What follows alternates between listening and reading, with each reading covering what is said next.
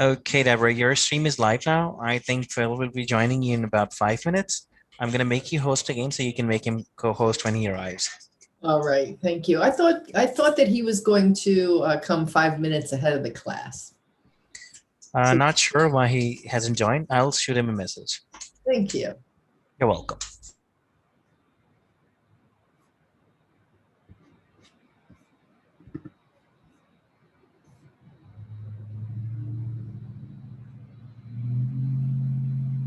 So you're a host again, okay? All right, thanks, Kevin. Great You're day. welcome. You too.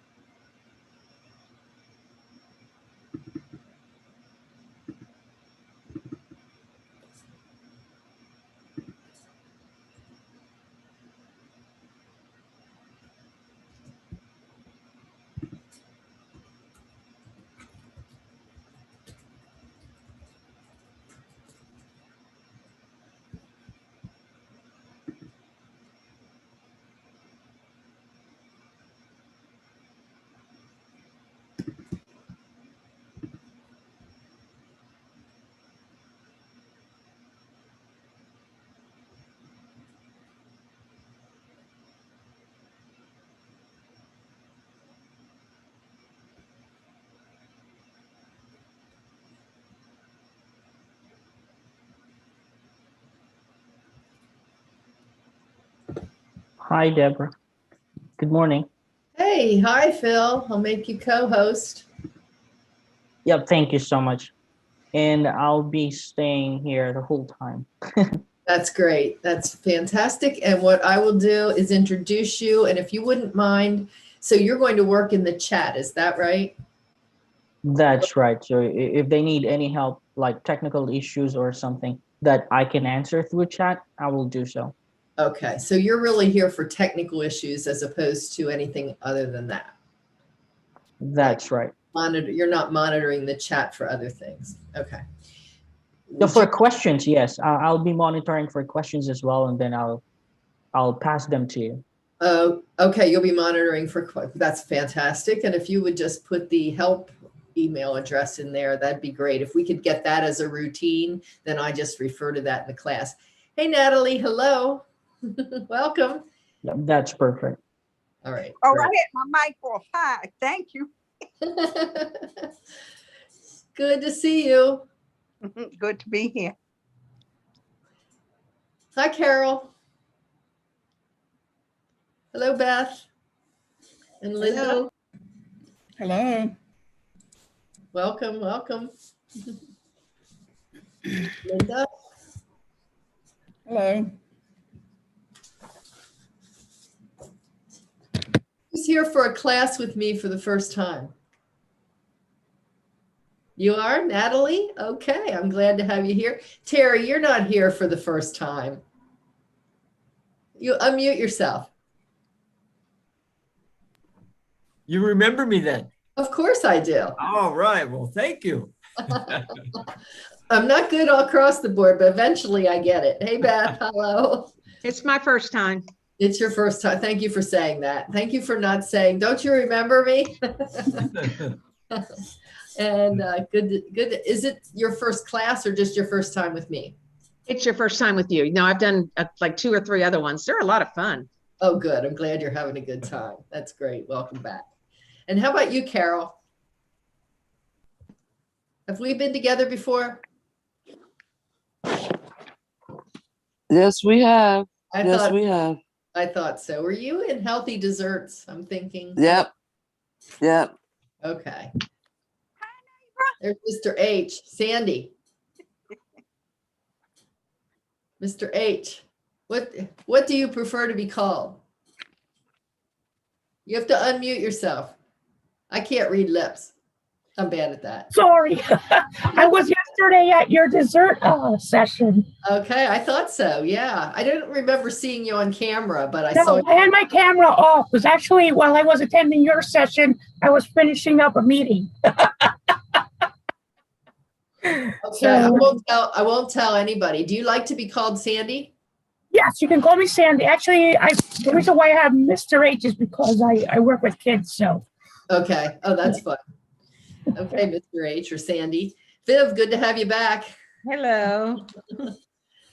And hi, Gina. And there's Terry.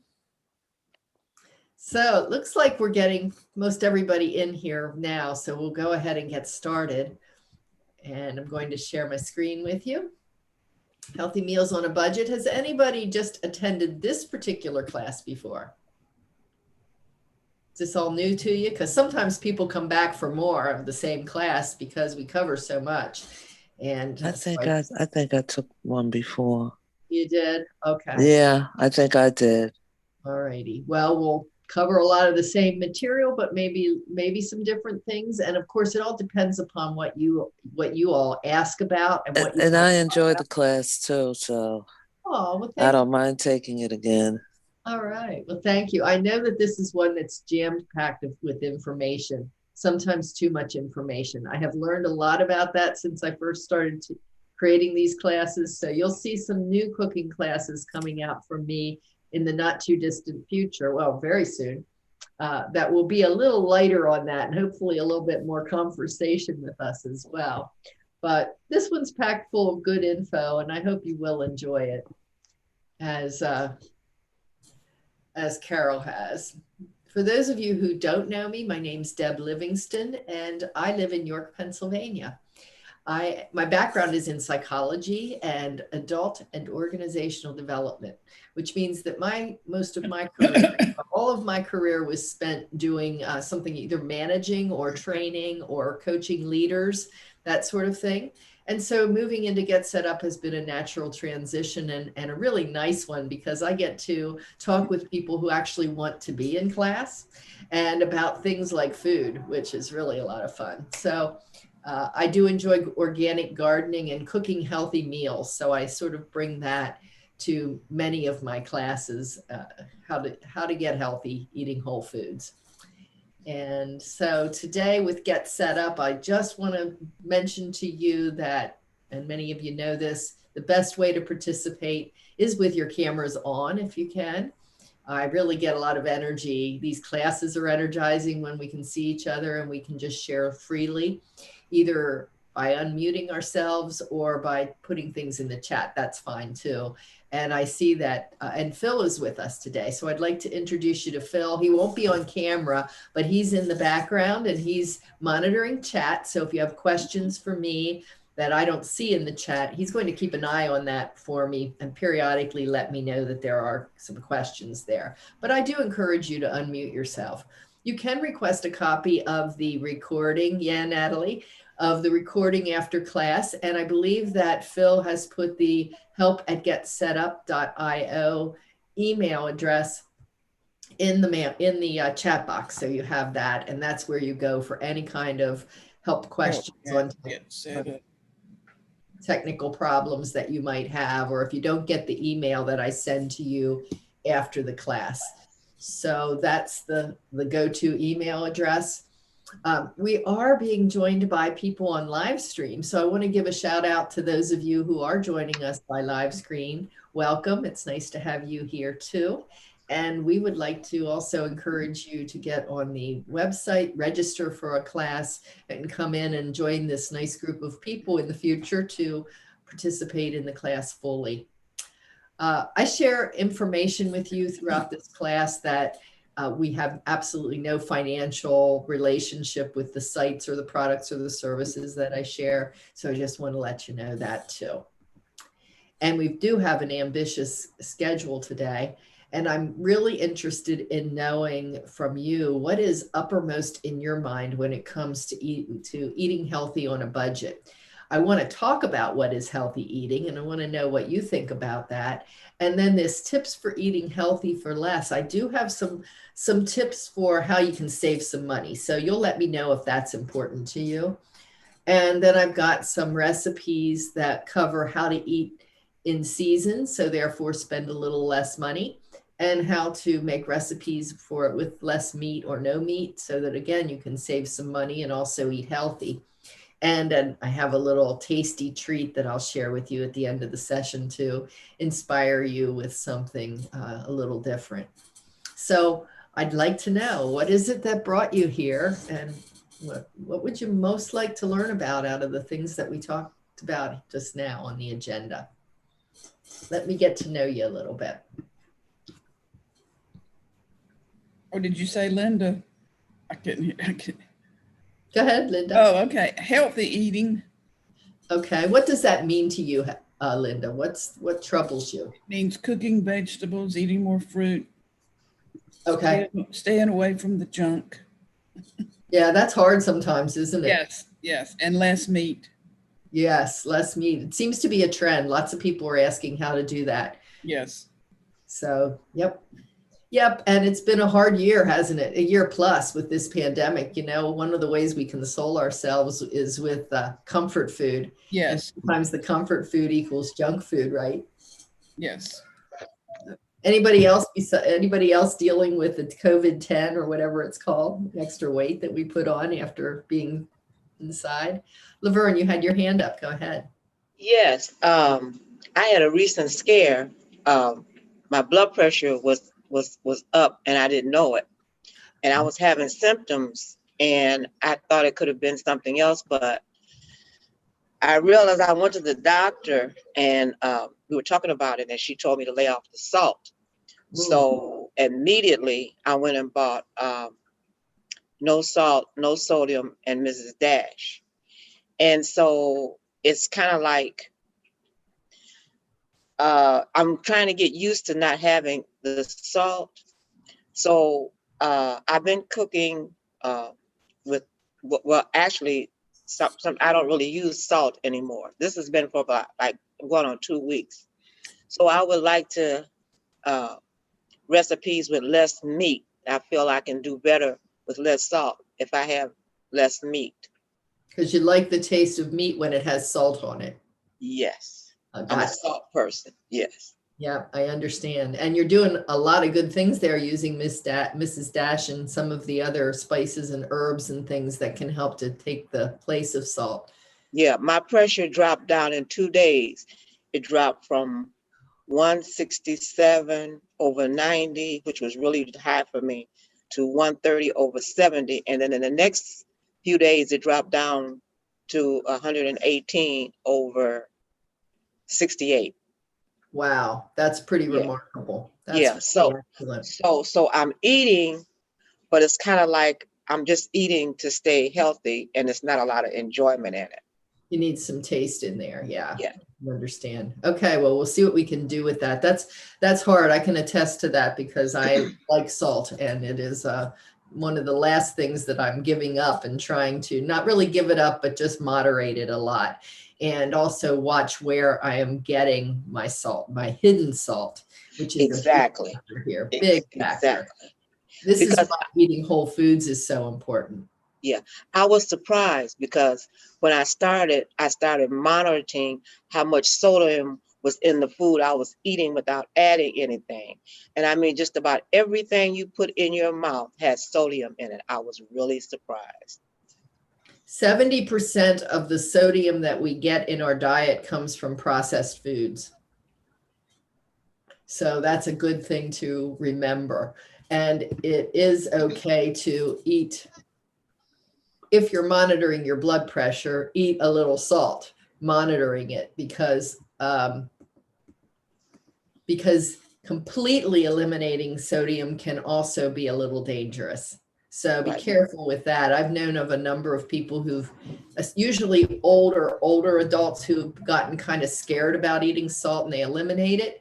And they end up in the hospital with disorientation and lethargic and kind of emergency symptoms. And it turns out that they are too low on sodium. So there's another side. It's a double-edged sword. So moderating it for sure is important. And I'm glad you had success with that, Laverne. Is it Laverne? Laverne, not Laverne. Laverne, yes. Okay. So what is healthy eating? I think that it's covered in like 4 areas that I want to talk about today. It follows some dietary guidelines that we have learned over the years are kind of helpful as a starting point for us. Now, I want to say that all of our physiologies are different. And so Laverne may have a very high sensitivity to sodium. Other people may not be as sensitive to sodium. So the same is true with sugar. The same is true with a lot of things that we eat. We have sensitivities. So the dietary guidelines are just that, a guideline. And I want to show you this because it is a resource that I will send to you after the class. You'll get an email and it's going to have a lot of links in it. Has anyone received my emails in the past from other classes and gotten the links to those things that I sent out? Have you gotten those? You should get them. And if you don't, check your spam email, because this is important. I give you a lot of stuff. If you don't get the email or don't take a look at it, you'll miss out on a lot of the things we talked about. So this is a guideline that the US government puts out every 5 years. It's very comprehensive, very big article. And you can come into this today. We're just going to look at a little snippet of it because we want to look at what our guidelines are for our age group. So I'm going to go down here to, let's see if I can get the right table this time. Table A12. And I realize that this is a little bit small. So I'll try to grow it a little.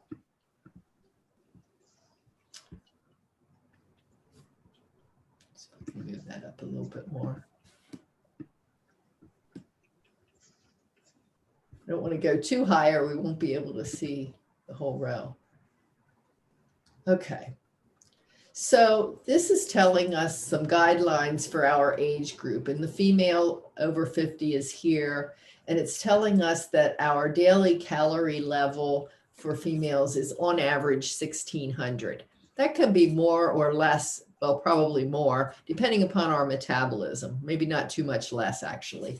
If we're active, if we are sedentary and don't really get a lot of movement through the day, it could be a little bit lower than that. The scale tells us whether we're on the right track. And it's about 2,000 to 2,500 for men. Again, depends on a lot of other factors.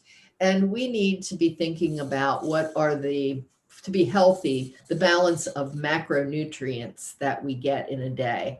And macronutrients are in 3 categories. Anybody want to take a stab? Well, here they are. I guess you can read that. Protein and carbohydrates and fats. They call them lipids here. So those are the 3 macronutrient areas. All of them are very important to our diet. So when it comes to protein, what we should be getting is between 10 and 35% of our daily calories. That's quite a range in protein. Now, where do we get protein from? What are some of your favorite sources of protein?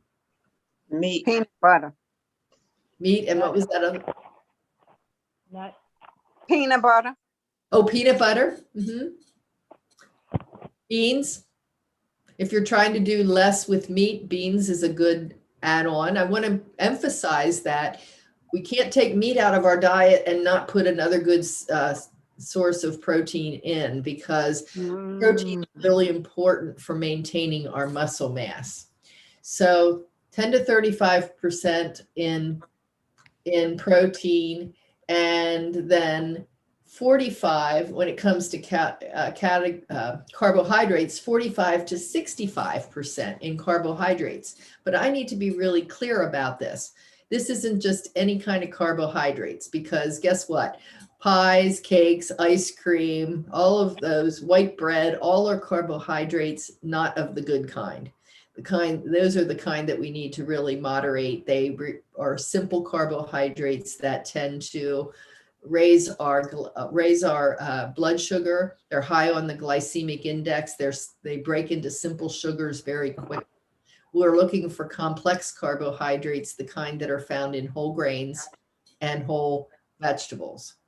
They are complex in that they also contain fiber. This is what allows those those carbohydrates to be digested in a slower way. And when they're digested more slowly, that sugar, that insulin response doesn't happen. It's much more steady over time to come into our system and break those things down. So 45 to 65% of our calories in good complex carbohydrates in whole grains and vegetables and fruits. And when it comes to fiber, we should be getting, this is an important one, you might want to even write it down, 25 grams of fiber. This says 22, they dropped that a little bit, but I'd say anywhere from 25 to 28 grams of fiber in our daily diet. If we're not eating whole grains and lots of fruits and vegetables, we're probably not getting enough fiber. So that's an important thing. It keeps us moving, keeps things moving, keeps our gastrointestinal tract healthy, moves waste out of our system. And then finally, in fat, notice that we are really supposed to be getting between 20 and 35% of our daily calories in fat, which might seem like a surprise, but it is very important for us to have healthy fats in our diet. And those healthy fats are the monounsaturated fats, polyunsaturated fats like omega-3 and omega-6 fatty acids. So omega-3 fatty acids are much more difficult for us to get into our diet. We have to be more intentional by eating the right kinds of foods. And we'll talk more about that. And the last, well, two more things that I want to show you here. When it comes to added sugars, that's the sugar that wouldn't be found in, say, an apple, but would be found in a Coca-Cola. We should keep it less than 10% of our daily calories. Or a better rule of thumb is we should have less than 6 teaspoons of that if we are a female, less than 9 if we're a male. And that is, when you think about it, I guess a good way to think would be to understand how that relates to something that we might eat or drink. So I often ask in this class and in another class, how many teaspoons of sugar do you think are in a 20-ounce bottle of Coca-Cola? Want to take some guesses on that? Don't be afraid. Just guess. How many teaspoons? 20 ounces of Coke. Go ahead, Viv. What? Was it 16? 16. I'm having a little trouble hearing you with your mic, but I think you said 16. Did you say 16? Yeah. Yeah, I think you remembered something from another class, and that's exactly right. So just think about that. Back to Linda's comment about junk food. So does one of our junk foods on the junk food list, and we're getting 16 teaspoons, when as men we should be getting less than 9, and as women less than 6 in the added sugar category. So you can do a lot to improve your health just by eliminating sugary drinks, including soda. And then to what Laverne was speaking of, sodium. We should be getting less than 2,300 milligrams of sodium per day. So that amounts to maybe a teaspoon or so. But if you are using that to just salt your food when you have it on your plate, that's quite a bit of salt. And if you can eliminate salt in all other ways, most other ways, then you can still have a little bit of salt for flavoring. All right. If you're not ultra sensitive and you do watch your blood pressure. All right. Just going to take a look here.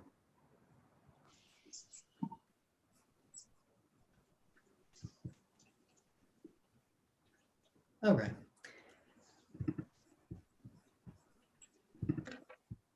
So that's a little bit about the dietary guidelines. You can see there's lots there you could read that will give you some help if you would like more about how to set up a meal plan based on dietary guidelines. But to me, the healthy eating really does emphasize fresh, whole, minimally processed foods for the reasons that we just talked about.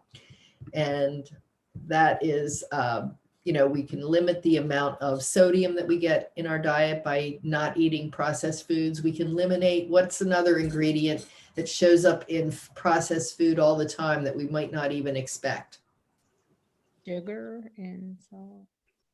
Lots of sugar. Even in things you just wouldn't think should have sugar in, it's in there. So always read labels and check that out. I also want to say that eating high quality food is important.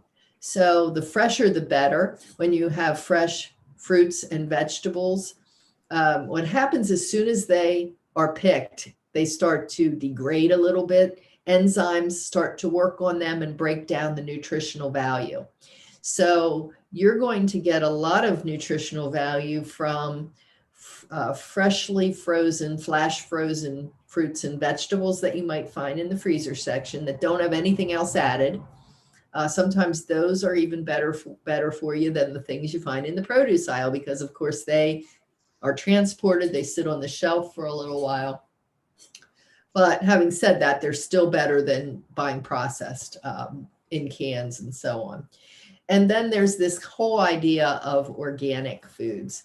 And they are in this conversation because lots of times we say, well, eating organic costs a lot of money. And it can.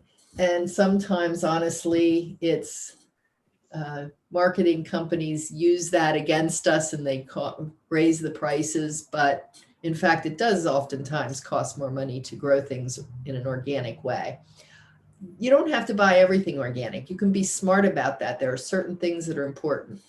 And so I'm going to send you this. It's called the Environmental Working Group.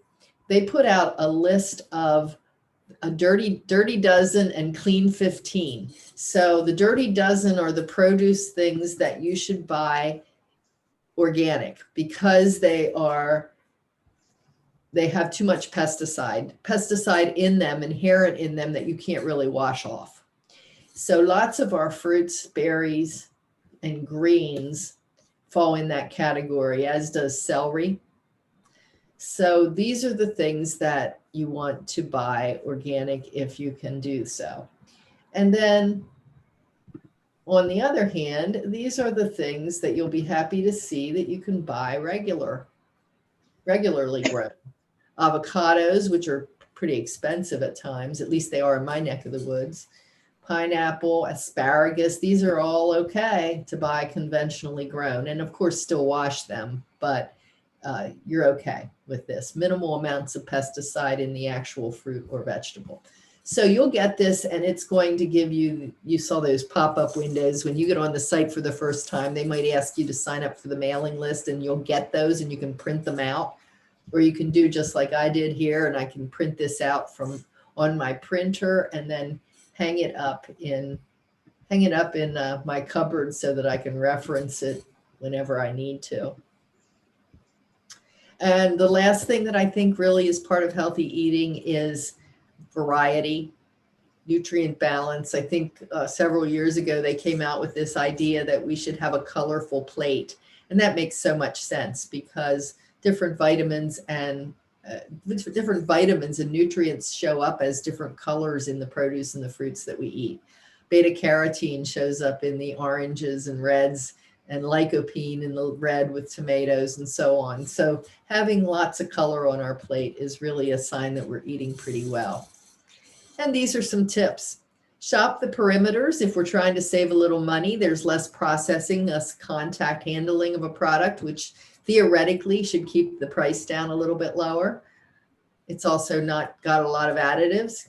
Any additives should not. Eat and buy what's in season. How many of you have access to a farmer's market or a farmer or a farm stand? Yeah, Linda, are you able to get some good deals at your farm stand or your farmer's market? Yes. Yeah. And how does that work in season for you? Is it a lot less expensive? Can you find things less? Oh, yes. The one I go to is really, they have great prices and a great variety, and they grow most of it in their backyard. Wow. Yeah. Me too. I grow a lot, and I'll tell you, Yes. you could get things for free from me if you lived by me because I have so much. So look Yeah. for your gardeners, your friendly neighborhood farmers, and so on to get some things that are in season to eat a little less. And then I think that planning ahead is super important too, and that make sure that when you go out to the grocery store that you're just getting what you need for your meal plan that week and not a lot of extras, not that junk food, right, Linda? So we're not walking around the store getting tempted by all those things in the middle aisles. And I want to ask you if you ever use any kind of a meal planning tool. Anybody use a meal planning tool? There are lots of things out there now that are electronic, and at some point we'll do a class on that. But for right now, I'm going to send you this. You can print these forms off and use them to do a weekly meal plan if you like.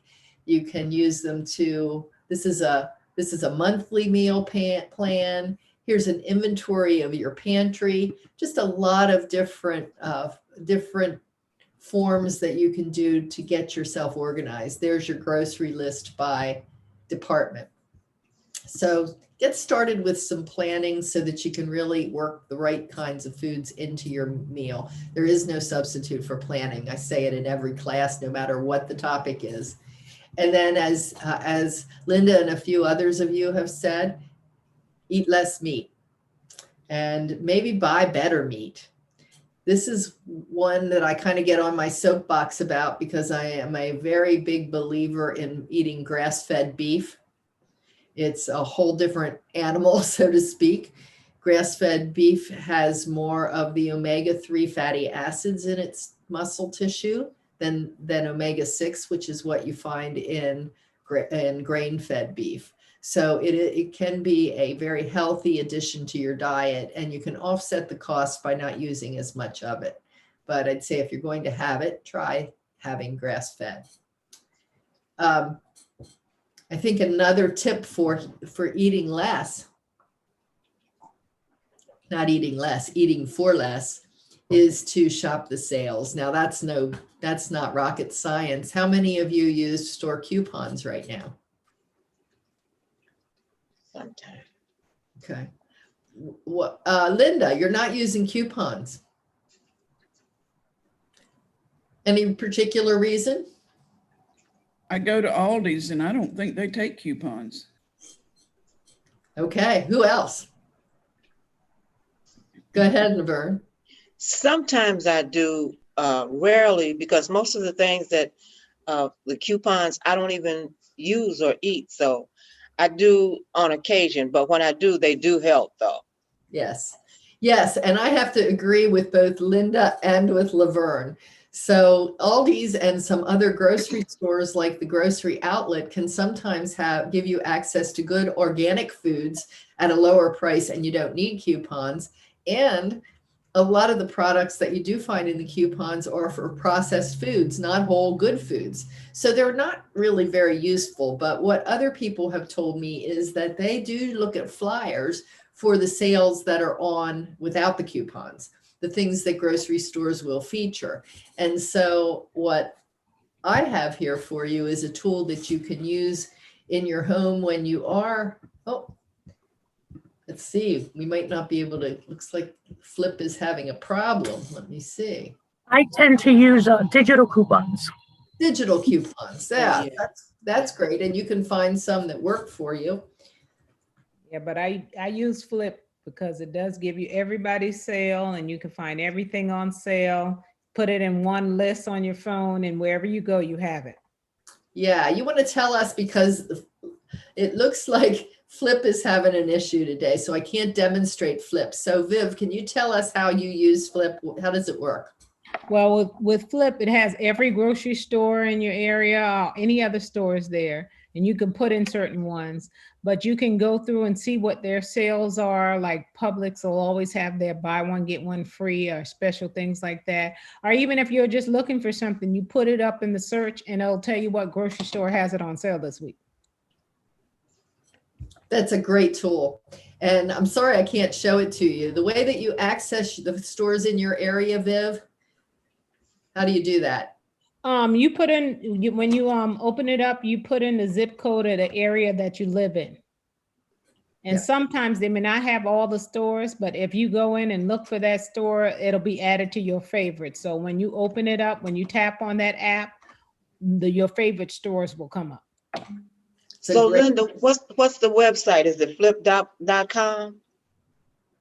Yep. Mhm. And I will Okay. send you a link, and hopefully when this site gets up and working again, I hope it doesn't mean that there's anything permanently wrong, but that was new. That didn't show up the other day. So it just, site might be down for maintenance right now, but I will send you that link too. Yeah, the app is working. Okay, that's good. Let me see if I can, does it change that? Doesn't change the way, but the app is working. See, it'll have different grocery stores and you can look up whatever you're looking for. Thank you. That is really good. I'm gonna try that. Yeah, thank you. Yeah. I was able to open up the website. Yeah, me Sure. too. You could do it? Yeah. Oh my goodness, good for you. I'm glad you looked into it. I don't know why it's not coming up for me. Mm. That's really neat. Yeah, good. And you Oh, could I'm just glad- download the app to your phone, makes it even Let easier. me- I put the link in the chat. Okay, very good. So yeah, were you all working on a mobile device or on your computer when you did that? No, I accessed from the computer I'm on my fine. laptop. Okay, huh. Let me try this.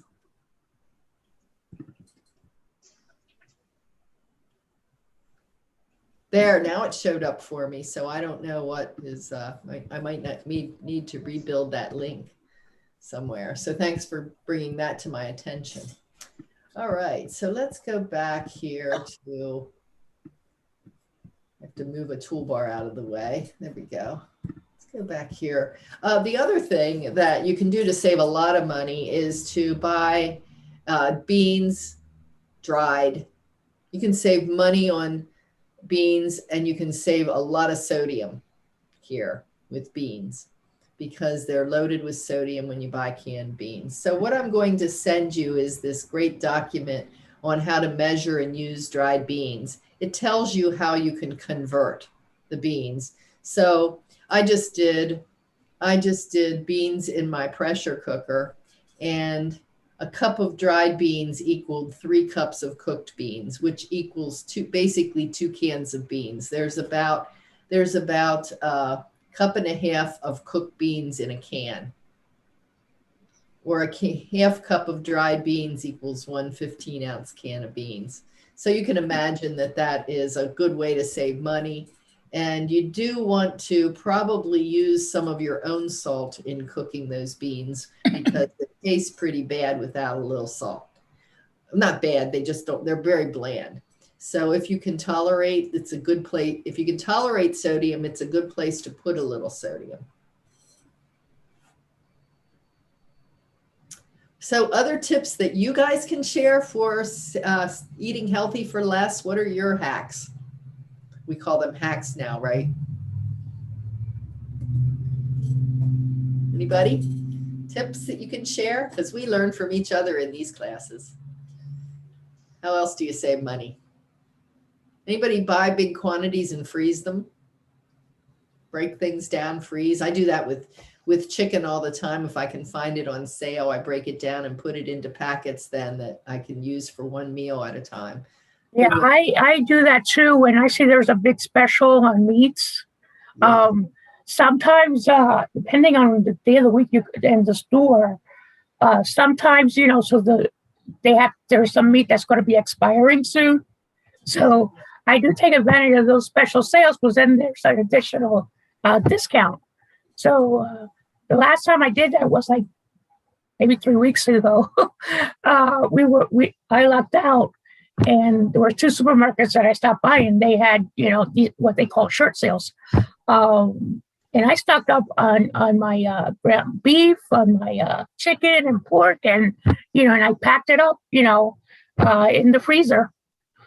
Yep, that's a great strategy. And Sandy, does your grocery store put a different colored sticker on so that it kind of sticks out if you're scanning the aisle or scanning the Yes, cool. yes, they do. Yes, that's what.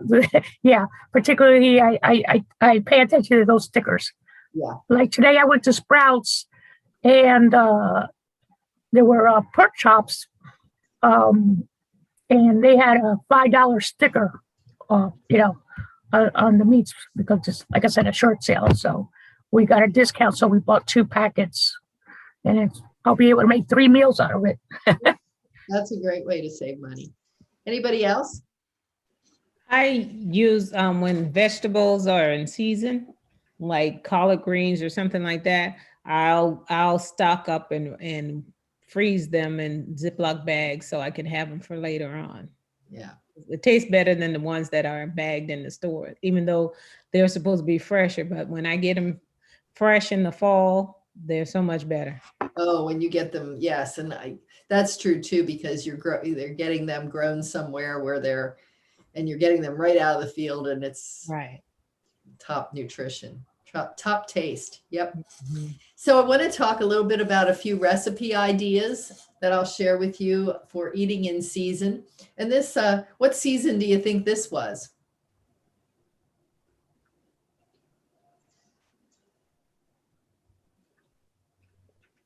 Fall, I guess. I don't know. You got cucumbers. Winter, maybe. What makes you say fall or winter?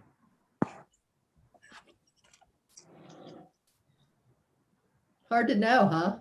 Hard to know with your tomato corn. Well, I'll tell you what, it's really getting harder for us because we have gotten so trained to know that we can get anything anytime. And so one of the things that we can do as a strategy is become more attuned to what we know is growing in our area. And I know we live in different areas, so that changes a little bit, but knowing what is really being grown in our area by the farmer across the street or across the town, so that we know that those things are fresh and hopefully less expensive. So here in my neck of the woods, this is a summer meal because it's zucchini. Zucchini is in the heart of the summer for me and in the early fall. And corn, likewise, is in the summer, early fall. Green peppers, same thing. Onions throughout the season, spring, summer, fall. And then tomatoes, same thing. Summer, early fall. And this is all pretty much a late summer meal. And what I'm going to show you here is this chicken breast idea that you can adapt in a number of ways. First of all, I didn't use chicken breast. So I saved a little money because I did what Sandy did. I went to the store and found chicken thighs, boneless chicken thighs, skinless chicken thighs that were on sale. And I took a few out of the packet, froze the rest, and made this dinner with those. And I used some of my chopped tomato, red onion, fresh basil that I grow in my garden, extra virgin olive oil, salt, and I made a salsa out of that. So a very fresh salsa. It's good to make that just for what you're going to use because it just tastes better fresh. And then these boneless pieces of chicken that you season with salt and pepper. Now, truth be told, on this recipe, I would probably put a little bit of olive oil, rub it a little bit on the chicken and season it with some of those things that aren't necessarily salt, but maybe some other herbs and spices to give it a little bit more flavor. And if you can tolerate salt, you can put a little salt and pepper on too. And then let it sit for maybe a half hour. It just gives it a little bit more taste before you do a little bit of sauteing in the frying pan. If you're using chicken breast, they recommend that you pound that between wax paper or something to make it a little bit thinner, and so it takes less time. And you can let that salsa that we talked about sit on this counter because all those flavors melt together, and keep it there while you're sauteing your chicken breast. You want your chicken. You want your chicken to be at 165 degrees thereabouts to be considered finished, done correctly, healthily. And then you just serve it with that salsa. It calls for gorgonzola cheese in the salsa at the end. I just sprinkle a little bit of that on top. If you don't like gorgonzola, you don't have to have that, but it is a nice way to spice up that or perk up that chicken, and the sauce is delicious. and it's relatively low calorie. 1.8 grams of saturated fat. That's going to go up a little bit if you use thighs, but if you're taking the skin off, that really helps the fat. And 178 calories, maybe a little bit more with the thighs. So that's the chicken. And then this corn salad was like a great find for me because it tasted so good and was so easy to make and had so few ingredients and very fresh. It uses light sour cream. You could also use a light Greek yogurt, Worcestershire sauce, seasoned salt of some sort. So you could also use Mrs. Dash's here, and 3 cups of fresh corn kernels. I cut this right off the cob. You could, I guess, use the sweet corn that's frozen, but if you get fresh, you're really going to like it. That's the intent. Go with fresh. You're not even cooking it. And a cup of red bell pepper and a cup of finely chopped green onions. You mix all of that together and then put it in the refrigerator for a while. You want those seasoning, those tastes to really blend and soak into everything. I thought it was just delicious, especially with those, I don't know, something about the combination of fresh bell pepper and green onions just really does it for me. So that's the corn salad. And then this zucchini recipe. Does anybody else like me? Every time I make zucchini, I feel like I have to put cheese on it. I just like zucchini and cheese. But I was trying to find something that would lighten it up without any cheese since I'm using gorgonzola. So what I did here was I steamed these rounds of zucchini and then made an herb sauce. So this might be something you like, Laverne. It has fresh parsley, shallots, basil, capers. They have a little bit of salt in, but I think that with what you are using here, you can use less and have just a little bit of flavor from the sodium in the capers. Lemon rind, oregano, olive oil, lemon juice, with or without some salt here. But this is a 1/4 teaspoon of salt, and that goes across the whole recipe. 6 cups of zucchini, and that amounts to, just looking to see if 4 servings of about 3/4 of a cup per serving. So that was a nice, tasty, light dish. But what do you do in the winter time? Well, you adapt this recipe a little differently. So you might do a pomegranate salsa. Anybody eat pomegranates here? Yeah. Viv, tell us a little bit. Oh, Linda, you eat pomegranates too. Let me ask, I picked on you so much, Viv. Let me ask Linda, how do you clean your own pomegranates? You just cut them open and take the seeds out and eat them. Okay, let's take a look at that. For those, I don't know, sometimes I don't like to assume that we all know what pomegranates look like or how to get cleaned. So just if you haven't ever worked with a pomegranate, this is how it looks. And it has kind of these membrane compartments in the fruit. You can cut and break it open. And then, as Linda was saying, you get those seeds out. And one of the tricks for that is to maybe put your hands with a piece of this like this underwater in a bowl and just start to flick those seeds out. And what happens is the membrane comes out and floats to the top and the seeds sink to the bottom. And that's a way to get those cleaned. Is that what you do, Linda? Something like that? How about you, Viv? Do you have any? There's lots of tricks with those. I'm always open to learning other methods. No, I've been eating them since I was a kid. So I just break them open and pop out the seeds. I don't even put it in water or anything like that. I can do it real quick and easy. They're very good. Best about pomegranate. What do you like? What do you like about pomegranates? I like the sort of tart taste to it. I like the tartness in it. I like that when you bite into them, they kind of pop with delicious juice.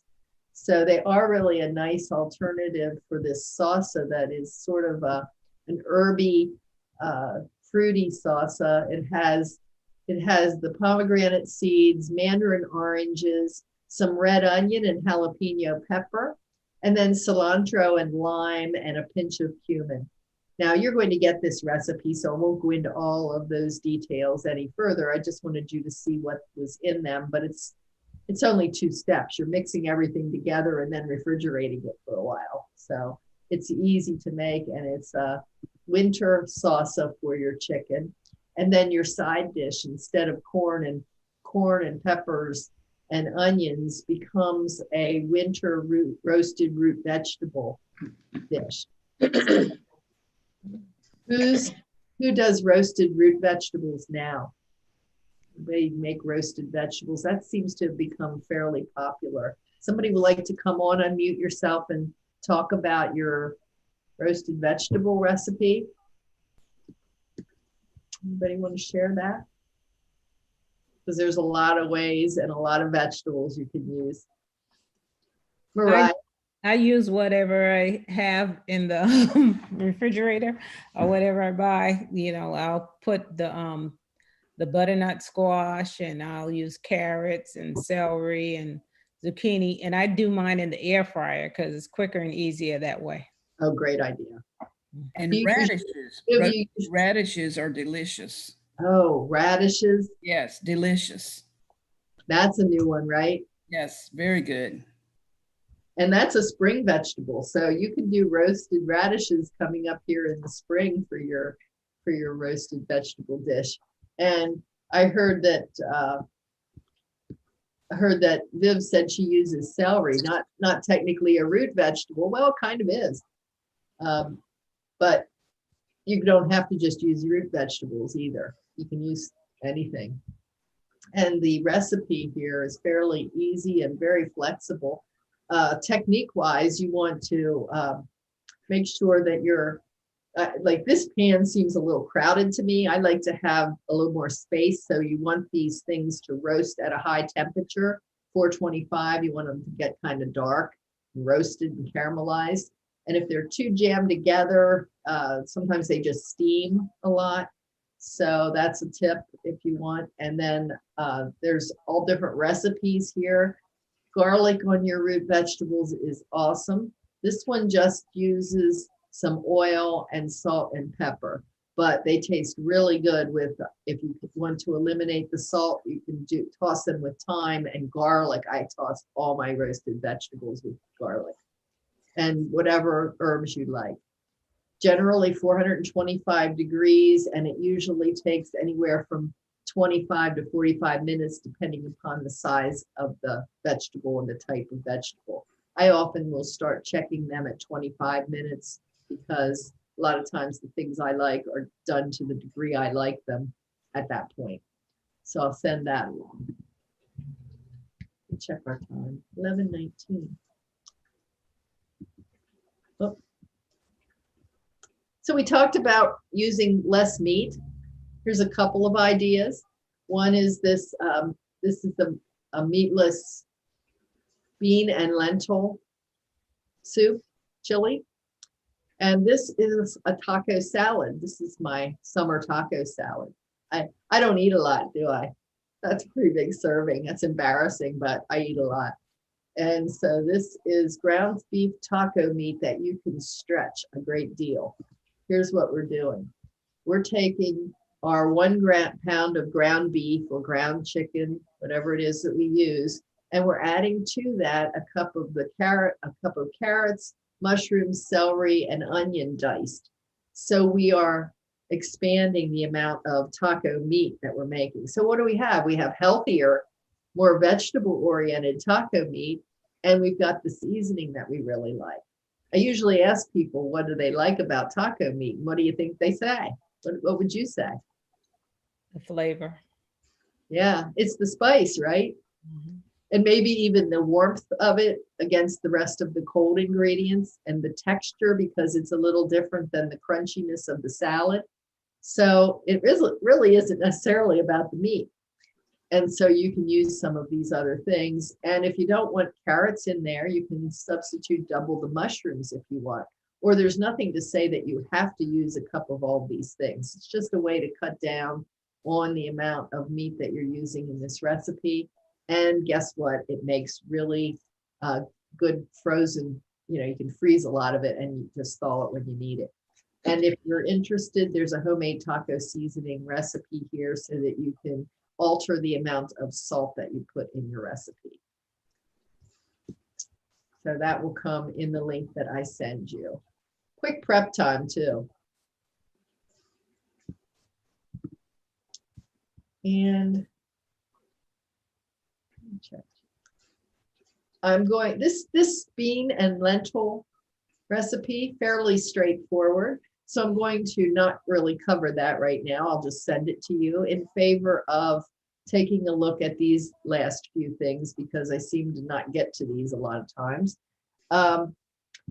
Anybody like egg and olive or egg salad? Anybody like egg salad? This is a recipe for an egg salad that is made without mayonnaise. It's made with avocado. And I thought this was so tasty because avocado is very creamy and it isn't very strong flavored, kind of like mayonnaise is not. You can put a little mustard in here if you like and mix it up fresh. Add your olives if you want olives, but you don't have to. Serve it on a bed of greens. And the only thing I'll say about this is you should eat it fresh. Don't save it in the refrigerator because avocado doesn't do so well that way. So that's a good way to substitute a healthy ingredient. Avocados are really like a superfood. They're high in omega-3 fatty acids and they're high in fiber. A half of an avocado has 5 grams of fiber, so that's pretty high. That's equivalent to what you would eat in a piece of whole grain bread at its top. Most whole grain bread is 3 to 5 grams. So that's something to think about. And then who likes pizza? Anybody besides me like pizza? Yeah. Anybody besides me feel really guilty when they eat pizza? Yes. So I think that one stride I took in the right direction was to like pizza that has a thin crust. So at least I'm eating a little less crust. And then I found these roll-ups. This is a Syrian flatbread called lavash, and it is spelled Lavash. And there's lots of brands of those around. I found this one at Whole Foods, and I like it because it's whole grain and because the ingredient list on the back is short and I understood what everything was on it. So it's not a lot of bad ingredients. And it's it's divided into 6s here. But I use a whole one and I put it in the oven and I brown it a little bit because I like it really crispy. And then I put my own, I sometimes make pizza sauce. Sometimes I buy it, put the pizza sauce on here and whatever toppings I like. In this case, I put olives. This would not be low sodium, but I put olives and I put spinach and whatever else I had in the refrigerator. Mushrooms were on there and I just love it. So if you're looking for something to satisfy your pizza craving, this could be something you might enjoy. And I promised you a homemade treat. Does anybody use chia seeds here? Who uses chia seeds? Who's ever grown a chia pet? Or for their kids? You know what? Remember those ads though? Chia pet. Mm-hmm. Same chia seeds, but now we're eating them. We're not just growing hair on a plant. So this is a really good source of fiber. It's a good source of omega-3 fatty acids. Chia seeds should not be eaten as they are. They should be eaten hydrated because otherwise they're just these hard little seeds that go down into your digestive tract. Maybe they could cause problems if you tend toward that. But this chia acts like tapioca. You know how it swells up and makes things thick? When you make tapioca pudding, this is what chia acts like. So you can put chia in lemon water and drink it throughout the day. It's good for you. That way it keeps you hydrated because that's what's happening to those seeds. They're hydrating. And then it kind of keeps you hydrated in the process. And lemon water is actually pretty good for us if we don't overdo it.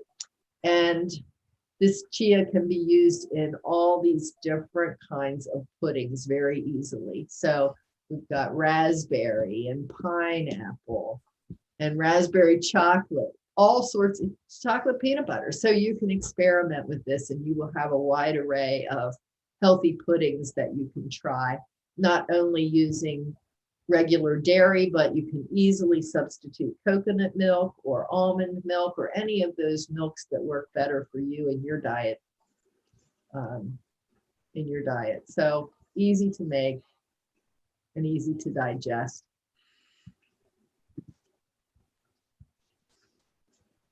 And that brings us to the end of our healthy meals class. I just want to ask what questions you have at this point, or comments. What struck you about what we went over today? What ideas did you like or not understand? You can unmute yourself. Any feedback? Nobody going to say anything? Organic food. What's that, Linda? Can you say that again? Eat more organic, but I just don't because it's expensive. Yeah. Well, that's where that Clean 15 Dirty Dozen can help you. Right. And I will say that you might want to check out, if you don't do it now, check out Whole Foods, because Whole Foods always strikes us as being the most expensive. I think they call it whole paycheck, but if you go to Whole Foods and look at their flyers or look at their sales, they sometimes put organic produce on for less money than what my regular grocery store does. I bought some beautiful heads of celery, for instance, for $1.99, and they're gorgeous, and things like that. So you might want to add just a few other stores to your flip and see what they're offering. What else? If you have a Sprouts nearby, they also have some great sales on organic fruits and vegetables. Good tip. Laverne? Yeah, I don't buy organic, but taking this class, now I'll start looking more at organic foods. So that was good for me to learn. Okay. Yes, and I know you were saying about the pesticides, and I know a lot of those vegetables, produce, they do have a lot of pesticides on them. And I know sometimes it'll upset me. And if I eat produce and all of a sudden my stomach gets upset, then I know it's pesticides that I couldn't get off of it. Wow, that's interesting. Yeah. Yeah, and it's, it's insidious because it's not like there's a lot on any one thing, but as we eat it over time, we're getting more and more of it. It's a little here and a little there and a little here, adds up to a lot at some point. So even if we can't start with eating everything organic, just every little bit helps. So I think I'm glad to hear that you're going to look into that. Well, I noticed the pesticides when I was working, and I would go in the lunchroom and I would eat salad. And I didn't know that they weren't washing that salad until one day I saw them take it out of the bag and pour it into, put it into the tray. And that's when I figured out then that's that pesticide, because every time I would try to eat it, it would upset my stomach. And that's how I figured it out. Huh, that is really interesting. Well, that's a good lesson for all of us, right? Mm-hmm. Thanks for sharing that. Okay, well, you're going to get that email from me after class. And when you do, at the bottom of it is the button to give feedback. So I'd love to hear what you thought about the class. You can also go in and look at our schedule. How are you all doing with the website? Is it working for you? Yes. Fantastic. Let's go over here and take a quick look. Just want to let you know that, you've got some classes here today. If you've never taken these classes, I don't know if this will show up for you because it comes up differently for different people based on what you take, but you might try Qigong exercise for beginners. We're doing a line dancing, doing the hustle later today. So you can try out some new things if you like. And you always have the support number here to call if you have any questions. One of the things that we love is when you book a class, if you refer us, because we do connect with lots of organizations out in the community. And so we sign up. Do any of you come through some of those communities or those organizations? Any of you coming in that way? So like through the state of Michigan, North Carolina has a program with us. So we do that. If you have any organizations that you would like to connect us to, please let us know. But we also love it when you help build the community by inviting your friends. So sometimes people invite friends that live far away to come and join them at a class together. And that's really cool. And what we do over time is build this really nice friendship circle and community and get set up. So we need your help in doing that and invite you to invite your friends. Yeah, I found out about this through our YMCA. And where is that, Sandy? I live in Florida. I live in Largo, Florida. So we have a local YMCA, but it seems like the YMCA program itself has signed up with or partner with Get Set Up. Yep, So we do a lot. It may be a national effort with your organization. I know we do it with different, one of our first was the YMCA in Texas. So, yep, we like that. And we do with assisted living and senior communities of all sorts too. So any of those can let us know or let them know that we're open to all of that. So I want to really thank you for coming today. I had fun having a conversation. Thanks, Viv, for sharing your information about Flip, and you, Linda, sharing all the information. Sandy, for all the input about the buying meats on sale. And to all of you who had questions and comments, that makes it worthwhile and fun, I think. Do you teach a class on Instant Pot or air fryer? You know what, Linda, I'm on the path to doing that. So it will be coming. I have to get a little prepared for that, but yes, eventually we'll do that. Do you have one? I do. I have both, and I love them. I would love a class. I use my air fryer every day. Me too. So Linda and Viv, would you be, if I work on a class for that, would you be willing to be contacted to kind of participate in the class to show what you know? Like maybe I could interview you a little bit and you could tell us about your recipes. Would that work? Sure. Sure. Okay. So I'm going to write that down so I know. And I think I can get you through in the system. So thank you. And that goes for anybody. If you have an interest, you want to get more involved, we do all sorts of levels of things. Some of the guides here will work with, like I just mentioned to Viv and Linda, work with you to and bring you into a class to share your experiences. You can also aspire to facilitate with one of our staff an interest group in something that you might be interested in. You can think about ways that you might want to get engaged in the community even beyond taking classes, because that's how we grow our topics and bring more people in to share their interests. So think about that, and you can always get in touch with us and let us know that. So anyway, that's it for today, and thanks again for coming. Great to have you. Thank you. See you next time. And I guess I'm teaching, I did tell you what I'm teaching next. I have a Soups from Scratch class coming up later today and teaching online to children remotely. So hope to see you in one of my later classes, if not today. Deb, I have a question. Sure thing. I wanted to take that Soup from Scratch class. Yes. And I think it's at 2 o'clock. I mean, 2:30 or something like that. Well, anyway, I had taken another class and they were gonna collide. So, but hopefully the next time I'll surely take it. That'd be great. And you know, my Soups from Scratch, I'm doing several of those. This one isn't, I'm getting the title changed on it, but this one is about the basics.